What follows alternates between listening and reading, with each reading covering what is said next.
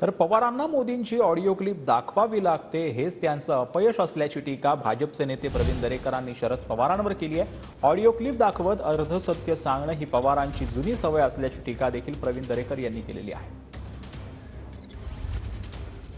मोदी साहेबांची audio clip घेऊन त्यांना दाखवावं लागतं, यातच पवार साहेबांना समोर अपयश या निवडणुकीत दिसून येते।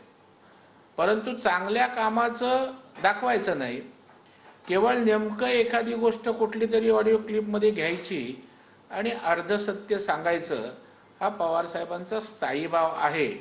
आणि पवार साहेबांच्या मागच्या क्लिप या ठिकाणी जर काढल्या तर त्या ठिकाणी किती प्रकारे थापा लबाडी स्वार्थ त्या ठिकाणी आपल्याला ओतप्रेत भरलेला दिसेल। फक्त गुमराह करण्याची राजनीती पवार साहेबांनी केली आणि आता तोच प्रयत्न